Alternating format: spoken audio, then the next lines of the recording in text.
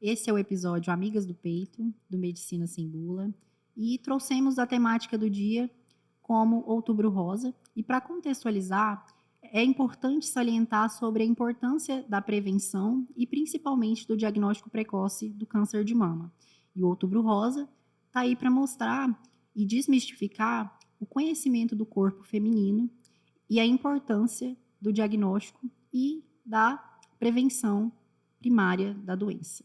Eu trouxe a doutora Elaine Maia e eu vou passar a palavra para que ela possa conduzir a nossa excelência entrevista exclusiva aqui no podcast. Oi, Débora. Oi a todo o público que está nos assistindo. É um prazer enorme estar aqui. Eu sou médica, sou ginecologista, doutora Elaine Maia. Atuo em Barra do Garças desde 2005. Me graduei em 2001. Fiz residência em ginecologia e obstetrícia pelo Hospital Escola da Universidade Federal do Triângulo Mineiro. Depois eu fiz ultrassom, fiz pós-graduação em mestrado, em imunologia, pós-graduação em longevidade saudável e adoro cuidar de mulheres. Para mim é simplesmente assim maravilhoso cuidar de mulheres, em especial de mulheres na fase do climatério. E, como a Débora disse, né, a gente vai falar um pouquinho sobre o Outubro Rosa, campanha de prevenção, de diagnóstico precoce, o quanto é importante a gente, nesse mês de outubro, salientar a importância de cuidar, de olhar para essa doença. Por quê? Porque é uma doença que mata muito, né? É a principal causa de câncer na mulher. Então, a gente não pode deixar passar desapercebido.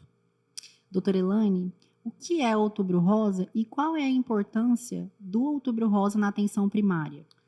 Então, o Outubro Rosa é um mês que foi escolhido em 1982. Foi uma homenagem a uma mulher americana que morreu de câncer de mama. E, por isso, ficou institucionalizado. Aí teve uma corrida, as pessoas usaram um laço. No Brasil foi 2001, se eu não estou enganada.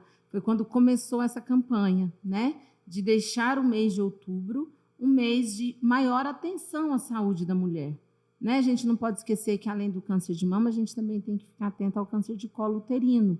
Mas, falando em câncer, né, quando fala em prevenção, o que a gente precisa pensar? Que não é diagnóstico precoce, é não ter a doença.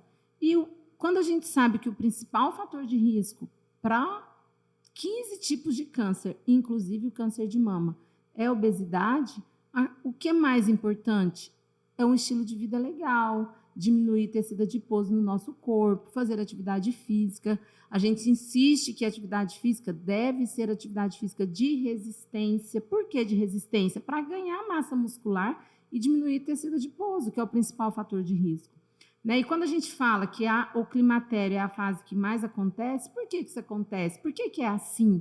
É porque nessa fase do climatério, essa transição hormonal que todas nós mulheres vamos passar, no declínio do estradiol, há uma mudança metabólica muito importante no corpo da mulher. E essa mudança metabólica faz com que aumente o tecido adiposo, principalmente o tecido adiposo visceral, nas vísceras, né, no abdômen. A mulher às vezes fala: nossa, mas eu nem estou ganhando peso, mas a minha barriga está crescendo, as roupas não estão servindo. E aí esse tecido adiposo é o principal fator de risco para câncer de mama. Né? E aí a mulher tem medo de fazer reposição hormonal. Só que está ganhando peso, não faz atividade física. Se você tem medo de câncer de mama, o que você tem que fazer? Prioritariamente, atividade física. Não ganhar gordura, diminuir e melhorar o ganho de massa muscular. Então, isso é muito importante, controlar a alimentação, atividade física, mudança no estilo de vida.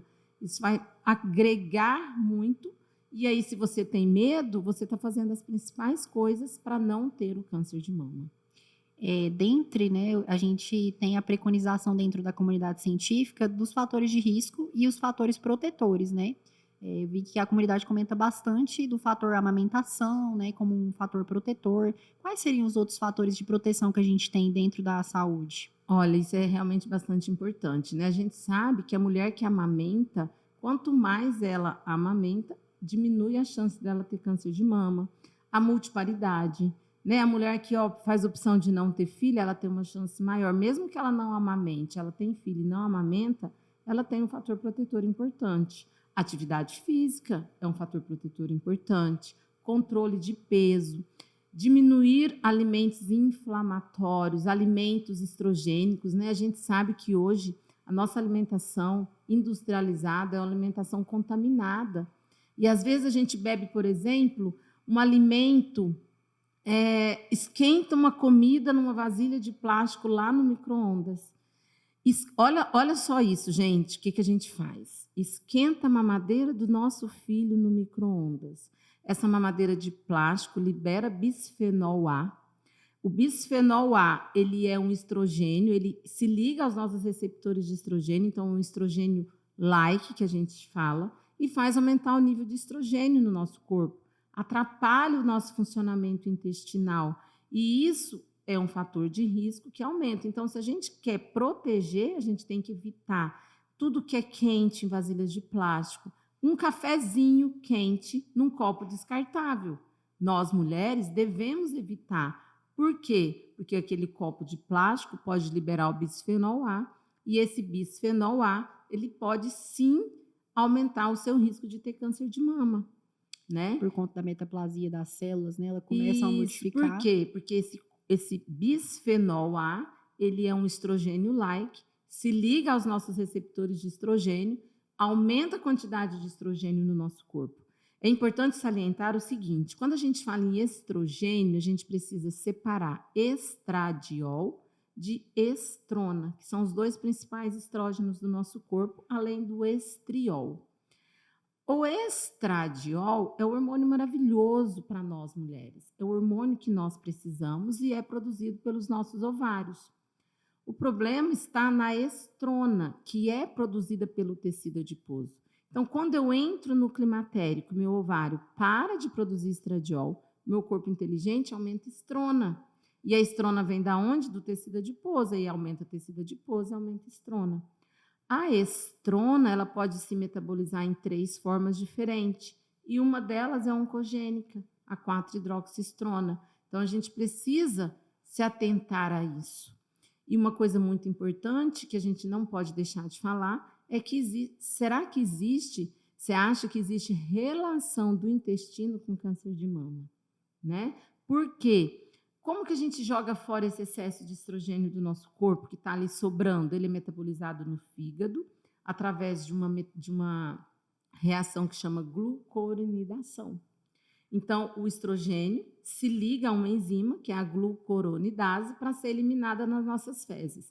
Se eu tenho no meu intestino predomínio de bactérias gram-negativas, ou seja, uma disbiose intestinal. O que é uma disbiose intestinal? Uma alteração da microbiota. O que faz alterar? Alimentação. Alimentos ricos em fitoestrógenos, como os alimentos em plástico, soja. Soja é um fitoestrógeno que a gente tem que tomar muito cuidado. É um fator. O álcool piora. Alimentações industrializadas. Tudo isso pode promover disbiose intestinal. E essa disbiose intestinal faz com que esse estrogênio que está ligado a essa enzima glucuronidase se desconjugue e esse estrogênio que era para ser jogado fora pelo nosso cocô, ele volta a recircular. E quando ele volta a recircular na minha corrente sanguínea, é reabsorvido pelo meu intestino, ele volta como estrona, ele não volta como estradiol.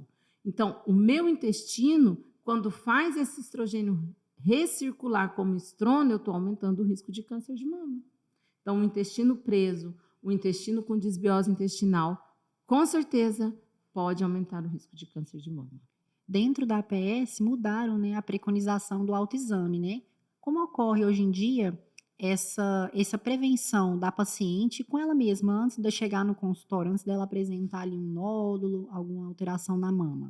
A gente, claro, que não deve esperar uma alteração, né? Hoje, a recomendação do Ministério da Saúde é que todas as mulheres façam mamografia pelo menos uma vez por ano a partir dos 40 anos.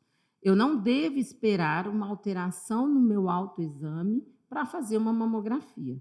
Porém, é importante, sim, eu me autoexaminar. Quando? Logo após o período menstrual, embaixo do chuveiro, palpa a sua mama. Porque quando você começa a palpar a sua mama e não tem nada, se aparecer qualquer tipo de alteração, você vai conseguir perceber. Às vezes não precisa. Por que que o autoexame foi retirado assim, né? Porque quando a gente percebe, quando a mulher percebe, o nódulo já tem mais de 1 centímetro, então já é um tumor grande. Mas se você se autoexamina, você é capaz de perceber um tumor menor. Então é importante sim a gente fazer o autoexame. Mas não quer dizer que se eu não percebi nada, eu não tenho que fazer mamografia. A mamografia é bastante importante. E dentre as alterações, né, da mama, a gente vê que muda o aspecto da pele, né, vira casca de laranja, o bico do seio fica invertido, tem a secreção mamilar, né, também. A gente pode ter alguma alteração também nas axilas. Qual dessas alterações que caracteriza um tumor, sendo ele de característica maligna ou de característica benigna? Tem algum sintoma guia? Sim, quando a gente palpa um nódulo, a gente precisa avaliar. Mamografia, ultrassom, ver se esse nódulo é ou não aderido a planos profundos, se ele é mais largo se ele é mais largo do que profundo, né? Então é importante toda essa avaliação. Às vezes é importante fazer uma aspiração, que é o PAF, né, para afastar se tem ou não células malignas ali naquele tecido. E quando acontecem essas mudanças na pele, de inversão do mamilo, são características de lesões mais avançadas. A gente não espera mais que isso aconteça, porque quando isso está acontecendo é porque já está bem avançada a doença. Mas, infelizmente, o que acontece? Muita mulher tem medo, a mulher se esconde, a mulher fica envergonhada, não quer falar para ninguém o que está sentindo. E aí, quando ela resolve falar, é porque está saindo secreção, é porque a mama já está com necrose.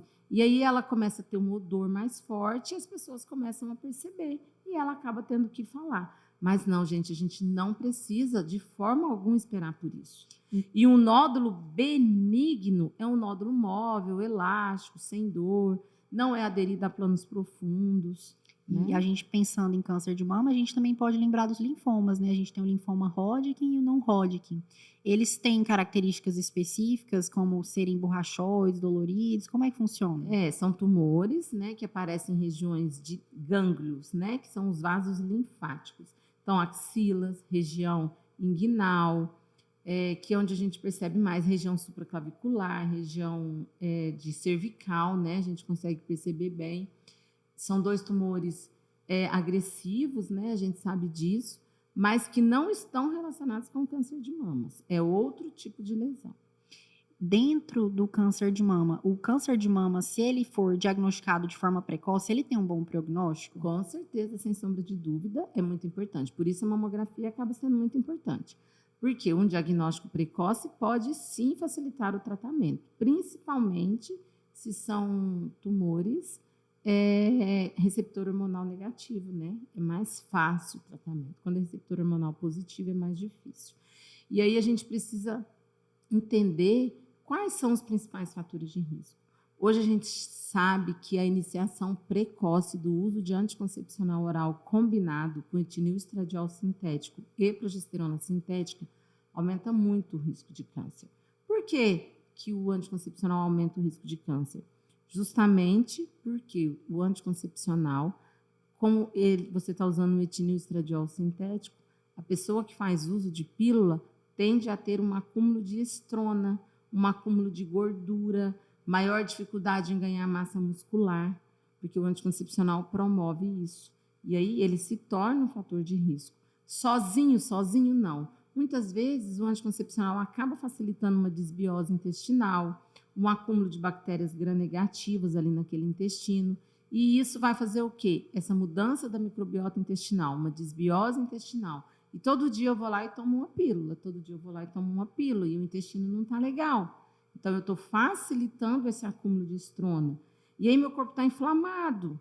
Eu estou comendo mal, tenho um estilo de vida ruim, não faço atividade física. Essa inflamação crônica subclínica associada ao uso do anticoncepcional oral, o acúmulo de tecido adiposo, vai fazendo com que essa estrona aqui se metabolize pior. E aí a gente acaba aumentando o risco de câncer de mama nas mulheres que iniciam precocemente o uso do anticoncepcional oral. Dentro da intervenção, né, quando o paciente já tem o câncer de mama, quais são os meios de intervenção? Eles são meios conservadores, são meios mais incisivos? Existem ali condições de Hoje, né, o mastopexia? que eles vão fazer? Na grande maioria das vezes, quadrantectomia, retirando a lesão, com esvaziamento axilar. Dependendo do tamanho da lesão, vão fazer quimioterapia antes da cirurgia, para poder diminuir esse tumor e diminuir, às vezes, o tamanho da cirurgia. Muitas vezes, hoje, inclusive, os planos de saúde fazem a reconstrução mamária imediatamente após o procedimento cirúrgico. Porque, gente, mama é estima feminina. A gente olha para a nossa mama, a gente quer uma mama bonita. Então, a mulher que não faz a reconstrução mamária é uma mulher que depois ela vai ter medo, ela vai ter dúvida, ela não vai ter coragem de ficar sem roupa na frente do marido, a autoestima vai baixar. Então, vai vir com muitos estigmas relacionados a essa doença que traz esse tipo de comportamento ruim, com sintomas depressivos, alteração do humor dessa mulher. Você comentou dos anticoncepcionais de forma precoce. Pensando nessa paciente mais jovem, existe uma diferença dela para uma paciente que já está em climatério para diagnóstico de câncer de mama? Isso é possível? Não, na realidade, a paciente mais jovem, às vezes é mais difícil, porque não é recomendado frequentemente a realização da mamografia. E como é uma mama mais densa, que tem mais glândula, a mamografia realmente não é um bom exame, né? Ela vai fazer uma ultrassom e, às vezes, uma ressonância magnética.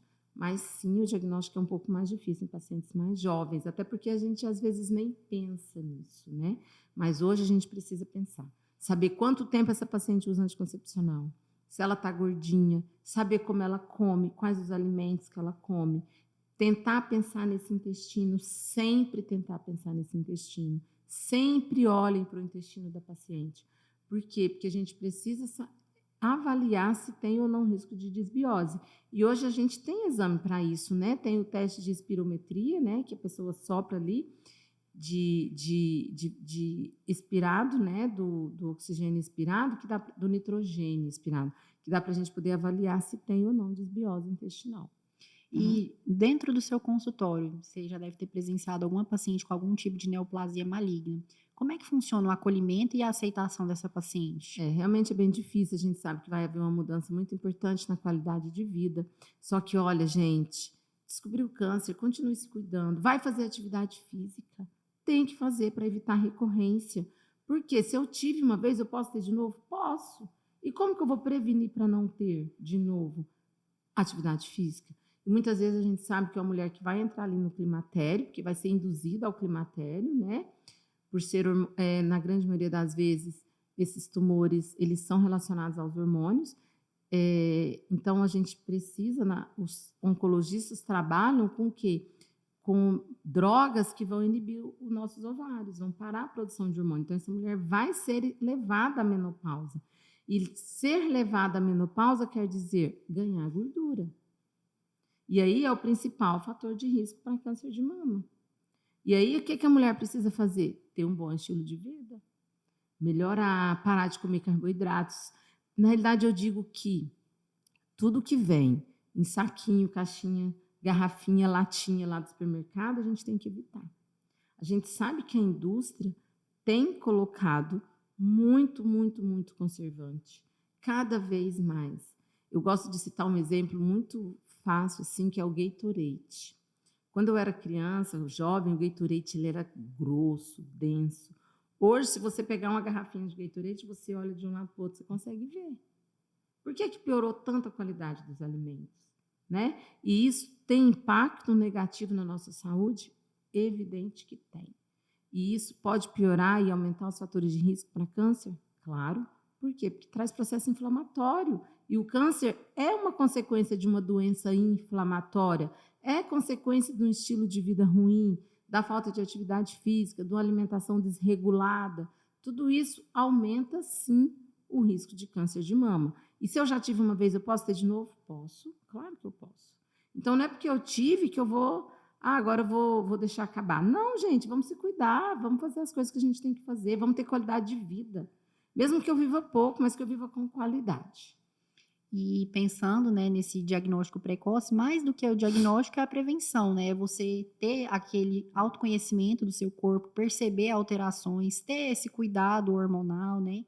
E pensando nessa influência hormonal, até que ponto os anticoncepcionais eles podem servir como moduladores, né, a favor da mulher, ou algo negativo na saúde feminina, pensando em regulação hormonal? Na realidade, dentro da medicina da longevidade, dentro da saúde, o anticoncepcional oral combinado nunca é um regulador hormonal. Ele sempre vai trazer prejuízos para a mulher, sempre. Então, a gente tem que repensar? Tem que repensar, e na realidade eu penso que sim, trouxe uma revolução para a vida da mulher, trouxe. A mulher pôde planejar quando ela quer ter filho? Pode sim, só que também trouxe muitas consequências, né? Por exemplo, endometriose, por exemplo, câncer de mama, né? A gente não pode esquecer, por exemplo, que uma mulher, quando ela entra na fase do climatério, ali perto dos 40 anos, que ela começa a ter mudança no padrão de fluxo menstrual e começa a sangrar muito, muitas delas querem tirar o útero. Por quê? Porque está sangrando. Aí elas estão tratando da causa? Não, elas estão tratando de uma consequência. E eu não canso de dizer que o mesmo fator de risco que faz ela ter mioma, adenomiose, endometriose, que são patologias muito comuns no trato ginecológico ali na fase do climatério, são fatores de risco para câncer de mama. A mesma coisa que causou o mioma pode causar o câncer de mama. E aí o que acontece com essa mulher? Ela vai lá, tira o útero, ok, parou de sangrar, mas ela tratou a causa? Ela foi atrás de modificar os fatores que estavam fazendo ela sangrar? Na grande maioria das vezes, infelizmente, não. E aí o que fica de paradigma e de estigma? A mulher tirou o útero e começou a engordar. Não é que ela tirou o útero e começou a engordar, é porque ela tirou o útero no começo do climatério, não fez reposição hormonal, parou de sangrar, não foi mais procurar atendimento médico, não foi mais cuidar da saúde, e aí todos os fatores de piora relacionados a esse climatério vão acontecer. Até acontecer o quê? O câncer de mama. Então, a gente tem várias pacientes que foram esterectomizadas, mal orientadas e mal acompanhadas, e depois voltam com câncer de mama. Porque o fator de risco que causa mioma é a mesma coisa que pode causar o câncer de mama. Olha o tamanho do impacto hormonal, né, que tem sobre a saúde da mulher, tanto o útero, o órgão, quanto o uso de terapias externas, né, exógenas. Então, pensando, né, é muito importante você ter um bom médico, né, como a senhora, para orientar e fazer essa educação em saúde, né.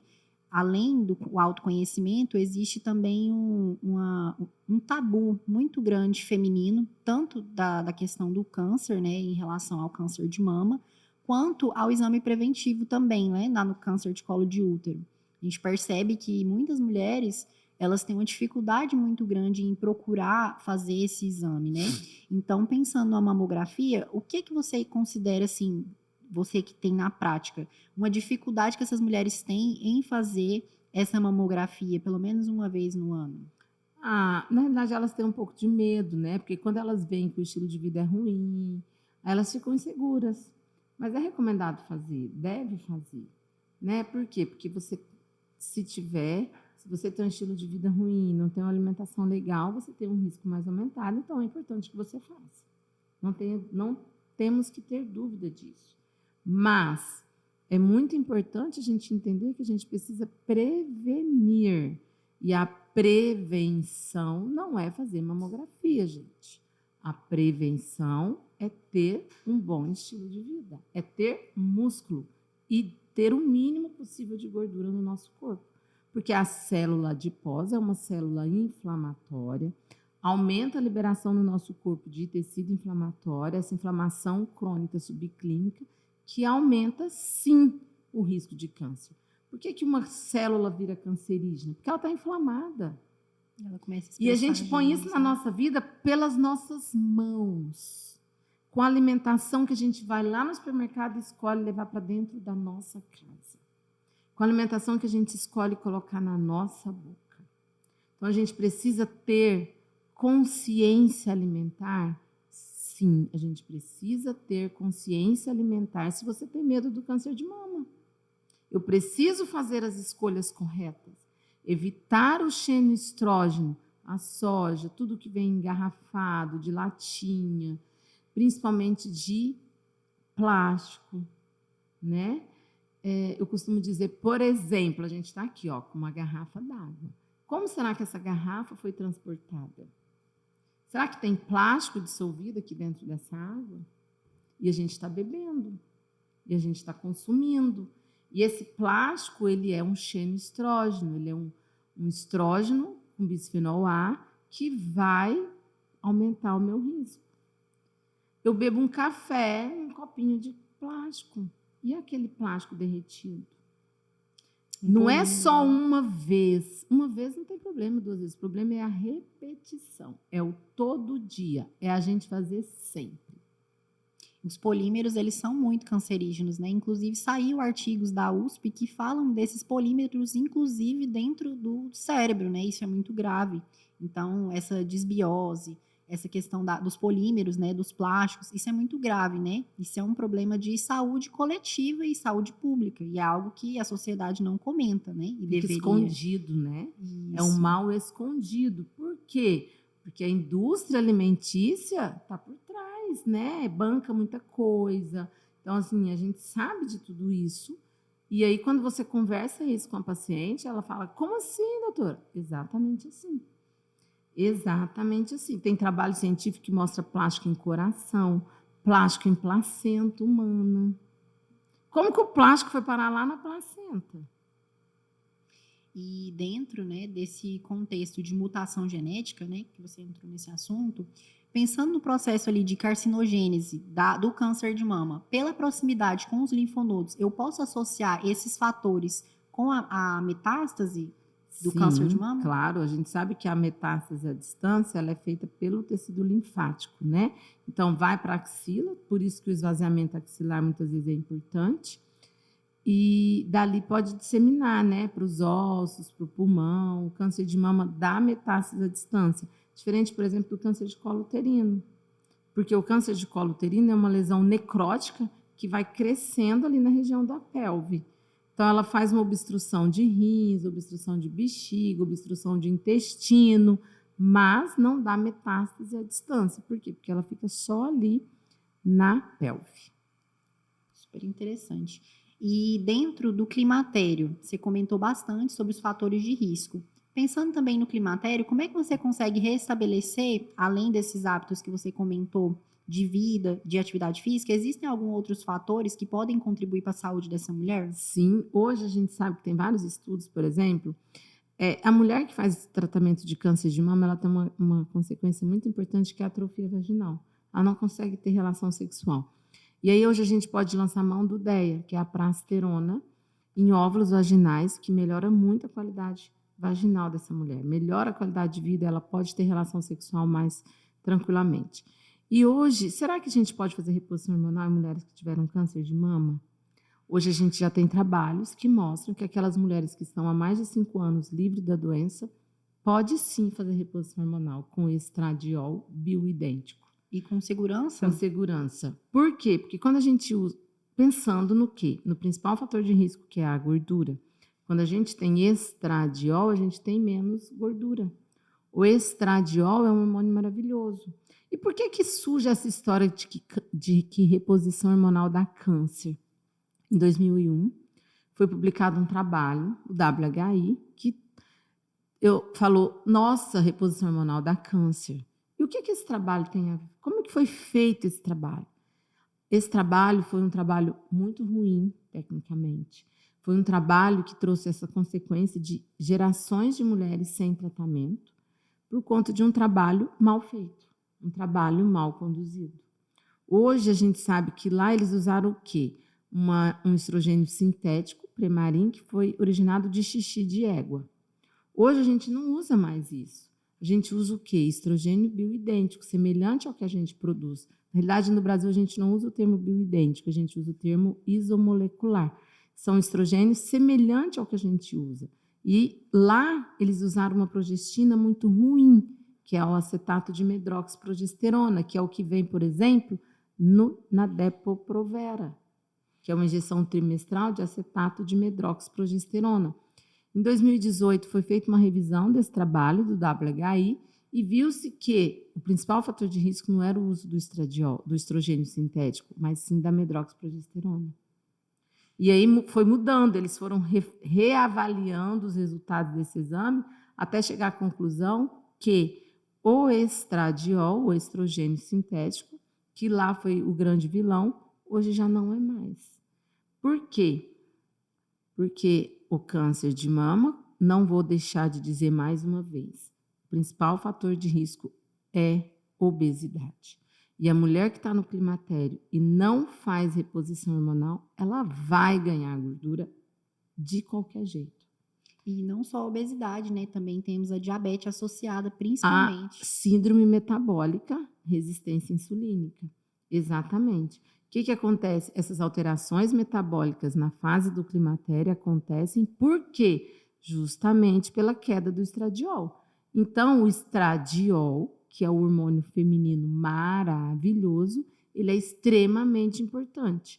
E aí eu vou esperar eu parar de menstruar? Não. Quando eu parar de menstruar, eu já estou no fracasso total.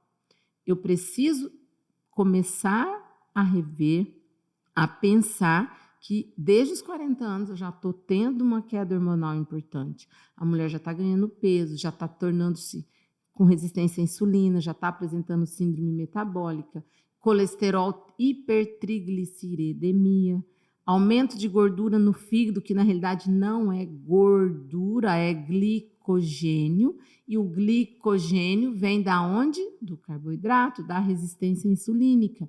Então, todas as vezes que eu como um carboidrato simples, um açúcar, uma farinha, um polvilho, eu aumento a glicose no meu corpo, meu pâncreas aumenta a produção de insulina para tirar esse excesso de açúcar dali. Só que vai chegar um nível que minhas células cansou, elas não têm mais receptor para receber glicose. E aí começa a aumentar a insulina e aumentar a glicose. E aí a gente tem o quê? A resistência insulínica, que é como se fosse um pré-diabetes. Então, não tem que esperar a glicose subir. Se eu tiver uma glicose baixa com uma insulina alta, pronto, gente, eu já tenho um diagnóstico de síndrome metabólica. Às vezes a pessoa fala assim, mas eu vivo com hipoglicemia. Vai viver sim. Por quê? Por conta da produção elevada de insulina. E isso aumenta o risco de câncer de mama? Aumenta o risco de câncer de mama. A obesidade central, ela impacta principalmente mulheres, né? Mulheres e homens, né? E esse impacto é justamente dentro disso, né? Da síndrome hormonal, metabólica, né? E aí a gente pensa o quanto os hábitos de vida podem mudar a vida de uma pessoa, né? São escolhas que são escolhas difíceis, né? Porque ter disciplina é algo difícil, é você fazer mesmo sem querer. E eu acho que essa é uma dificuldade tanto das pacientes quanto nós, né, seres humanos, médicos, pessoal da comunidade acadêmica. É difícil você escolher o seu difícil. Então, eu acho que uma mensagem, né, bacana para essas pacientes é: escolha o seu difícil, escolha fazer melhores escolhas alimentares, escolha o melhor estilo de vida, né? E pensando na sua história, doutora Elaine, recentemente você fez uma cirurgia, né? Comenta para a gente como é que foi esse processo. Olha, gente, eu tenho obesidade crônica, carrego obesidade a vida inteira, já fiz cirurgia bariátrica, já voltei a engordar, já modifiquei estilo de vida. Agora, nos últimos 4 anos, eu realmente resolvi mudar.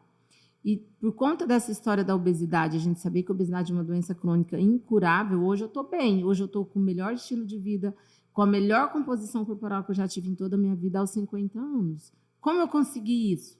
Acordando todos os dias, 4h30 da manhã, indo para a academia, fazendo as escolhas corretas. Não levo para dentro da minha casa açúcar, não levo para dentro da minha casa farinha de trigo, não levo para dentro da minha casa alimentos que eu não devo consumir. E é assim que a gente precisa fazer, retirar, remover. Por conta de tudo isso, recentemente eu tive que fazer uma esterectomia, porque eu tive um mioma. Por que eu tive um mioma? Por dominância de estrogênio, alterações hormonais que foram provocadas por desbiose intestinal. Então, assim, a gente precisa passar por isso? Não, não precisa. Como que a gente pode fazer com que isso não aconteça? Mudando o estilo de vida. Comece a mudar antes. Eu comecei a mudar com 45 anos, hoje eu tenho 50. Você que está aí com 40 anos e está tendo a oportunidade de nos assistir, cuide-se, ganhe massa muscular, faça as opções corretas agora, não deixe para daqui 10 anos. Eu tenho sempre uma pergunta que eu faço para minhas pacientes. Como você quer estar daqui 10 anos? Qual a saúde que você quer ter daqui 10 anos? Então, faça as escolhas hoje para você ter saúde daqui 10 anos. Porque, do contrário, se eu fizer as escolhas erradas, eu vou ter a saúde que eu escolhi. Se eu comi mal, se eu fui lá e levei açúcar, e levei farinha, ele toma um refrigerante. Gente, refrigerante é uma caloria vazia muito ruim. É um alimento muito ruim. E aumenta câncer de mama? Claro que aumenta. Por que que aumenta? Porque é inflamatório, inflama as nossas células. Um outro câncer que está muito relacionado ao consumo de refrigerante é câncer de intestino. E é um outro tipo de câncer que a gente tem que ficar muito atento, porque a gente tem visto cada vez mais pacientes jovens com câncer de intestino. E por que? É genética? Não, gente, a genética é responsável por apenas 10%. 90% nós somos responsáveis. Nós colocamos pela nossa boca. Então, é importante a gente ter uma escolha consciente. Sem sombra de dúvida, a gente precisa sim ter escolhas conscientes. E dentro da classificação, né, dos tipos de câncer de mama, quais são os critérios que um cirurgião leva em consideração para fazer a exérese total de uma mama, seja unilateral ou bilateral? O tamanho do tumor. O tamanho do tumor. E tem Ou também, a gente sabe que existem pacientes que fazem a opção de tirar tudo. Hoje a gente sabe que existe essa chance, né? Existe um marcador genético que chama BRCA, que às vezes a paciente tem um histórico familiar muito importante, ela pode dosar esse BRCA e, de acordo com esse resultado, fazer a opção de remover todo o tecido mamário. Eu vou contar uma coisa para vocês, hein, gente? Eu removi todo o meu tecido mamário quando eu fiz prótese. Eu já não ia mais amamentar. Para que eu queria glândula mamária? Não quero glândula mamária. Vamos remover. Para quê? Não que eu tenha feito teste genético, mas é uma opção que a gente pode fazer. Se você vai lá fazer um exame de uma prótese, vai fazer uma cirurgia mamária e tem condição de fazer essa opção, faça essa opção, porque vai ser positivo. E pensando, né, nos pós-cirúrgicos, né, dessas pacientes que passam por esse processo de descoberta desse câncer, pelo processo de aceitação, pelo acolhimento da família, como é que você considera o papel do médico nessa fase com a paciente? Gente, é muito importante. A gente precisa olhar para essa mulher da cabeça aos pés. Eu digo que ser ginecologista não é cuidar de um par de mamas, um par de ovários, um útero e um canal vaginal. A gente precisa entender que a saúde da mulher é integrativa. É do fio de cabelo à unha do pé. É do relacionamento que ela está tendo com o marido, é como ela está vivendo em casa, é como ela está vivendo no trabalho. Então, a gente precisa conversar com essa paciente e querer saber dela de cada detalhe. Como ela está dormindo, como ela está se relacionando com as pessoas, se ela está tendo uma memória legal, se ela está conseguindo ler um livro, né? E incentivar. E olha, gente, quando a gente fala em tratamento integrativo e medicina integrativa, não deixe de fazer um aconselhamento psicológico, é óbvio. Por que eu não vou pedir ajuda se eu posso? Então, nós médicos não somos responsáveis por toda a saúde dessa mulher. Óbvio que não. A gente precisa de terapias complementares, uma nutricionista para ajudar nessa dieta, uma nutricionista que entenda do intestino para cuidar dessa dieta, uma psicóloga, orientar e estimular a prática de atividade física, porque a gente sabe que a atividade física, além de prevenir o câncer, porque diminui o tecido adiposo, ainda libera um hormônio central, que é a endorfina, que é a sensação de prazer, que é dopamina, sensação de recompensa. Então, você vai lá e treina. Fala que a gente tem que ir treinar até ficar viciado. Porque a hora que você está viciado no exercício, você está tendo dopamina lá em cima. Você acredita que existem mitos e verdades que são importantes serem falados aqui no podcast, claro, sobre o câncer de mama? Com certeza. Um mito. Reposição hormonal dá câncer. É mito ou verdade? Mito. Obesidade dá câncer? Verdade. Uso de anticoncepcional pode dar câncer? Sim, verdade. Agora, É só genética? Eu preciso. Se a minha mãe teve câncer, eu vou ter câncer? Claro que não. É óbvio que eu vou ter que tomar mais cuidado, que eu vou ter que tomar mais cuidado com o meu estilo de vida, com a minha epigenética, óbvio que sim, né? Mas é só porque minha mãe teve, eu vou ter? Não, de jeito nenhum. Isso é um mito mesmo. Hoje a gente sabe que a genética é responsável por 10%. O restante são nossas escolhas. É o que acontece na nossa célula de acordo com como a gente vive, que é o que a gente chama de epigenética, que é a mudança do nosso DNA a partir das nossas escolhas. E uma questão assim até polêmica, é possível que os homens tenham câncer de mama? É possível sim que os homens tenham câncer de mama. Eu conto para vocês uma situação muito interessante. Meu filho mais velho, quando ele nasceu, ele tinha intolerância à lactose. E ele foi alimentado com leite de soja, estrogênio. A soja, ela tem fitoestrógeno, então ela aumenta o estrogênio. E aí ele tem o quê? Mama. Fez tecido mamário. Por quê? Por causa do estrogênio que ele tomou. Um alimento que muitos comem e não sabem que tem muito fitoestrógeno é a paçoca de amendoim. Porque os alimentos que são armazenados em grandes armazéns podem acumular fungo, e o fungo no nosso intestino pode levar a estrogênio. Então, a paçoca de amendoim. Inclusive, tempo atrás, uma paciente me falou que o marido dela tinha feito ginecomastia e achava que era por causa do Covid. E aí eu falei assim, seu marido come paçoca de amendoim? Ela falou, doutora, a gaveta do criado mudo dele é cheia de saquinho de paçoca de amendoim. Falei, então fala para ele parar, porque senão a mama vai voltar. E pode ter câncer? Pode ter câncer, porque é estrogênico. Aí tem obesidade, alimentação ruim, todos esses fatores que eu disse. Para o homem também, sim, é mais raro, porque o homem não tem tanto tecido mamário, né? Mas pode sim. E pensando nesse eixo hormonal, você comentou bastante. Qual a conduta médica quando tem um desequilíbrio no eixo, um eixo TPH, por exemplo? Na mulher que vai entrar ali no climatério, o primeiro hormônio que despenca é a progesterona. E aí começa a haver uma dominância de estrogênio, um aumento de tecido adiposo, principalmente quando a gente pensa em estrogênio, não devemos deixar de pensar na estrona. E aí a gente precisa, primeira coisa, repor progesterona, para poder despertar o ovário, que não está mais produzindo, trabalhar nessa regulação. Gente, uma coisa que eu não falei e que é extremamente importante, dormir. O sono, ele recupera. Noite foi feita para dormir, noite não foi feita para comer, noite não foi feita para a gente sair de casa. A noite foi feita para dormir. E aí, o que a gente precisa? Tentar deitar no máximo até 10 horas para poder ter melatonina. A melatonina não é só um hormônio do sono, ele é um potentíssimo antioxidante, ela é um varredor, ela é uma faxineira. A melatonina faxina o nosso corpo à noite e faz com que a gente libere os radicais livres que a gente consumiu. Então, eu preciso dormir, acordar cedo, olhar para o sol, fazer minha glândula suprarrenal acordar e produzir cortisol. Porque o cortisol é o hormônio do dia.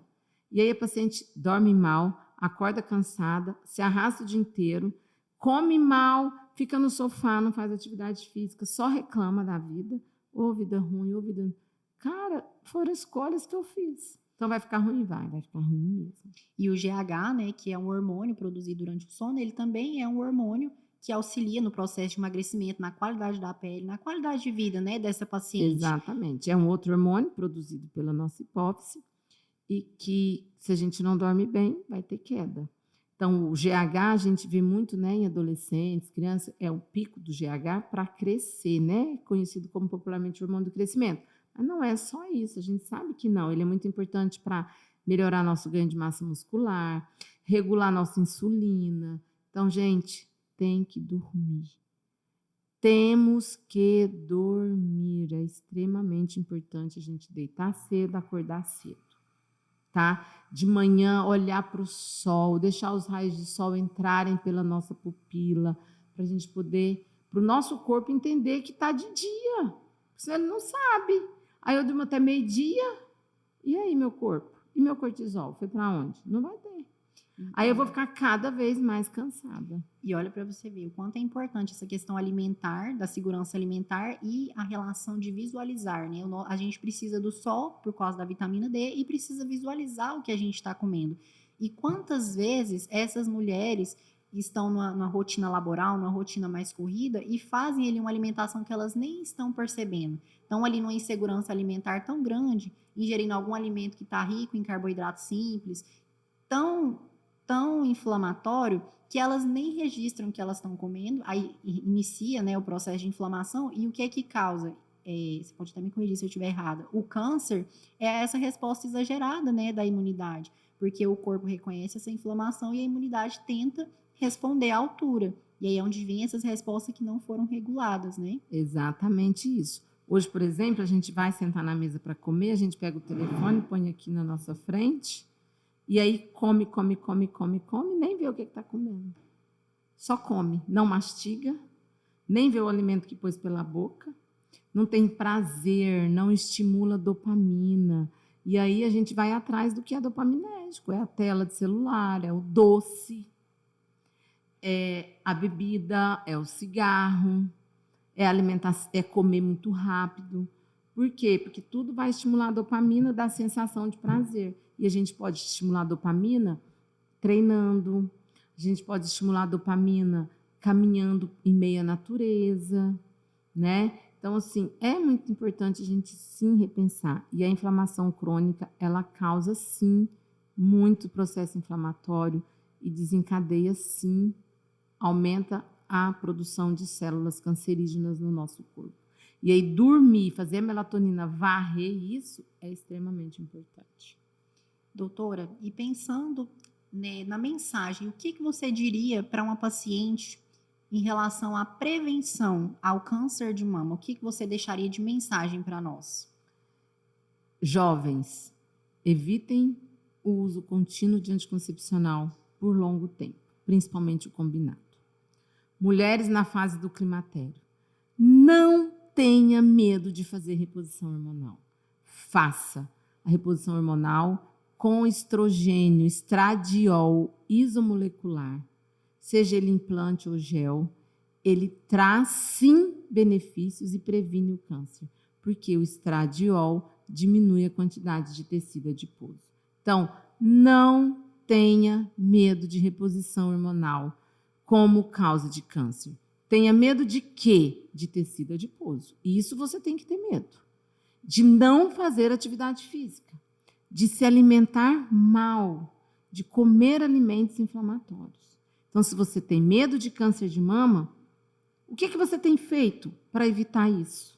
Você tem feito as escolhas corretas? Tem feito as atividades corretas? Está dormindo bem? Está escolhendo os alimentos corretos para colocar na sua boca? Então, se você tem medo de câncer de mama, comece modificando seu estilo de vida, fazendo atividade física. Se você está na fase do climatério, procure um profissional que tenha habilidade em lidar com isso. Do contrário, você vai ser colocado para você que isso é normal. Não, isso não é normal. Sangrar muito não é normal, não dormir não é normal, ter dor na mama não é normal. Então, precisa ser muito bem acompanhada e ter os hormônios equilibrados. Nem muito e nem pouco. Equilíbrio no fisiológico. Isso faz toda a diferença para a nossa vida.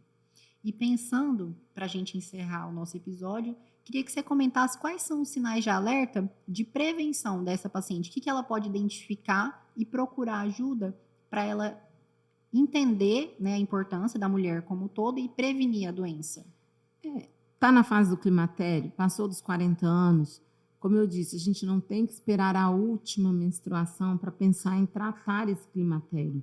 A gente precisa começar a tratar esse climatério antes. Então, está dormindo mal? Está percebendo aumento de gordura visceral, a barriga crescendo, com acúmulo de gordura no abdômen? Mais cansada, indisposta, dor na mama, com sangramento menstrual muito volumoso, né? Tudo isso São fatores que a gente precisa prestar atenção e que a gente deve procurar ajuda a fim de fazer um equilíbrio hormonal mais adequado possível, a fim de prevenir o câncer de mama. Porque a gente sabe que prevenir câncer de mama é estilo de vida. É cuidado todos os dias. Até quando? Até o fim da minha vida. É possível cuidar uma semana sim, uma semana não? Não, eu tenho que cuidar todo dia, todos os dias. Então, eu deixo com vocês esse recado importantíssimo da doutora Elaine e quero agradecer e também deixar um recado, né, para que você, mulher jovem, mulher em climatério, que você possa se cuidar e que você entenda que você é uma mulher num contexto como um todo, tanto social, tanto ambiental, quanto físico e emocional. Então, cuide-se, ame-se e toque-se. Se conhecer não deve ser um tabu. Você deve se tocar, você deve conhecer o seu corpo, porque se você conhece o seu corpo, você identifica mudanças hormonais, sudorese, né? Então, assim, são vários fatores que são observados pela própria paciente e que viabilizam, né, um diagnóstico precoce e, posteriormente, o melhor prognóstico da doença. Então, nosso recado, nossa bandeira rosa é previna-se. E se for prevenir-se, se identificar qualquer sinal de alteração, busque um profissional de saúde qualificado, busque diagnóstico precoce, porque quanto mais precocemente for diagnosticado, melhor vai ser o prognóstico da doença. Muito obrigada a todos, muito obrigada, doutora Elaine, foi um prazer recebê-la. Obrigada, Débora, um prazer estar aqui gravando com vocês esse episódio. E cuidem-se, gente, mulheres, não tenham medo de se conhecer, é extremamente importante tudo isso.